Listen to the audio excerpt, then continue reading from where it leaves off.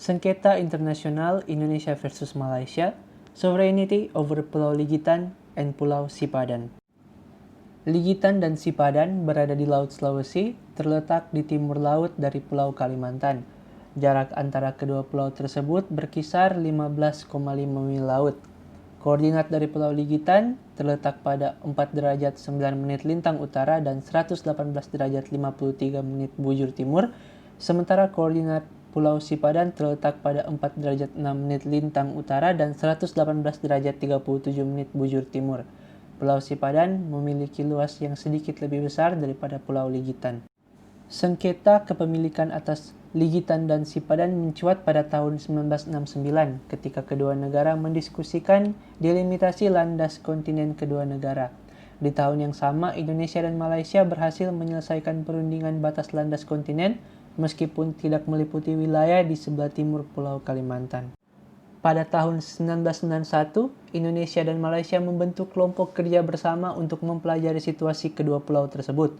Sayangnya, kedua pihak tidak bisa mencapai persetujuan sehingga merekomendasikan untuk membawa sengketa ini ke Mahkamah Internasional.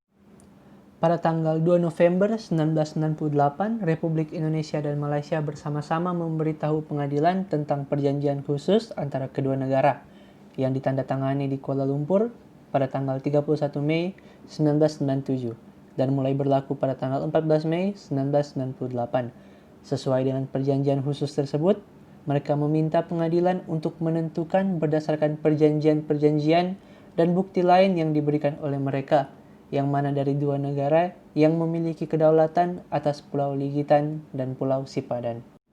Pada tanggal 13 Maret 2001, Filipina mengindikasikan untuk mengintervensi sengketa. Filipina tidak bermaksud menjadi salah satu pihak dalam kasus tersebut. Namun pihak dari Filipina mengintervensi karena khawatir dengan keputusan pengadilan mempengaruhi klaim mereka atas Kalimantan Utara atau dikenal dengan Sabah. Namun permintaan tersebut ditolak dengan alasan tidak ada kepentingan hukum. Indonesia menegaskan bahwa klaimnya atas kedaulatan pulau-pulau tersebut terutama didasarkan pada hak konvensional, yaitu Konvensi 1891 antara Inggris Raya dan Belanda.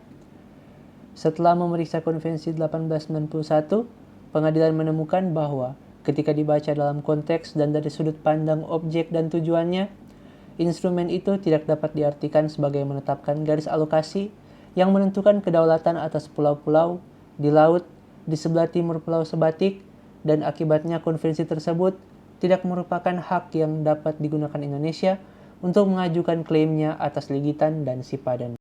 Pengadilan beralih ke pertimbangan lain untuk menemukan kedaulatan atas Pulau Ligitan dan Sipadan lewat memperoleh informasi dan menentukan apakah Indonesia atau Malaysia memperoleh hak atas pulau-pulau tersebut secara berurutan. Yang pertama, pengadilan tidak menerima anggapan Indonesia bahwa Indonesia mempertahankan hak atas pulau-pulau itu sebagai penerus Belanda yang diduga memperolehnya melalui kontrak yang dibuat dengan Sultan Bulungan. Sementara itu, pengadilan juga tidak menerima anggapan Malaysia bahwa mereka telah memperoleh kedaulatan atas Pulau Ligitan dan Sipadan menyusul serangkaian dugaan pengalihan gelar yang awalnya dipegang oleh mantan kedaulatan Sultan Sulu, bahwa gelar tersebut diduga telah diserahkan pada gilirannya ke Spanyol, Amerika Serikat, ke Britania Raya atas nama negara bagian Kalimantan Utara, ke Britania Raya, dan terakhir ke Malaysia. Tak ada satupun dari para pihak memiliki hak berdasarkan perjanjian untuk Ligitan dan Sipadan. Pengadilan mempertimbangkan apakah Indonesia atau Malaysia dapat memegang hak atas pulau-pulau yang disengketakan berdasarkan efektivitas, yang mana didasarkan pada aktivitas yang membuktikan pelaksanaan kewenangan yang aktual dan berkelanjutan atas pulau-pulau tersebut, yaitu niat dan kemauan untuk bertindak sebagai berdaulat. Yang pertama, anggapan dari Indonesia, di mana keberadaan Angkatan Laut Belanda dan Indonesia secara terus-menerus di sekitar Ligitan dan Sipadan. Ditambahkan perairan di sekitar pulau tersebut secara tradisional dimanfaatkan oleh nelayan Indonesia. Hal tersebut tidak dapat disimpulkan oleh pengadilan bahwa otoritas Angkatan Laut yang bersangkutan menganggap Ligitan dan Sipadan dan perairan sekitarnya berada di bawah kedaulatan Belanda atau Indonesia. Ditambah, kegiatan oleh orang pribadi tidak dapat dianggap efektif jika tidak dilakukan berdasarkan peraturan resmi atau di bawah kewenangan pemerintah. Selanjutnya, Malaysia berargumen bahwa mereka mengatur dan mengontrol pengumpulan telur penyu di Ligitan dan Sipadan, suatu kegiatan yang memiliki signifikasi ekonomi di daerah tersebut pada saat itu.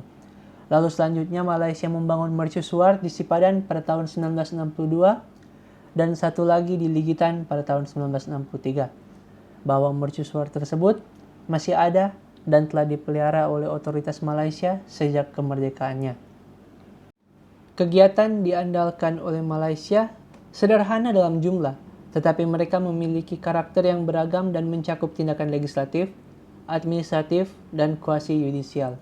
Mereka mencakup jangka waktu yang cukup lama dan menunjukkan pola yang mengungkapkan niat untuk menjalankan fungsi negara sehubungan dengan dua pulau dalam konteks administrasi pulau yang lebih luas.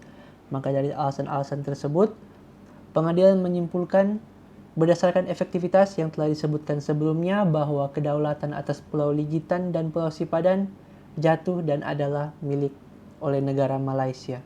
Efektivitas dinilai sangat penting dalam membuktikan pelaksanaan kewenangan yang aktual, yaitu niat dan kemauan untuk bertindak sebagai berdaulat.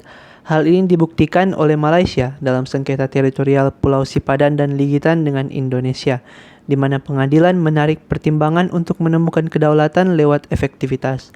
Hal ini menjadi masukan untuk negara Indonesia agar supaya senantiasa menjaga dan memanfaatkan alam pemberian Tuhan Yang Maha Esa dengan baik dan tidak membiarkannya terbengkalai.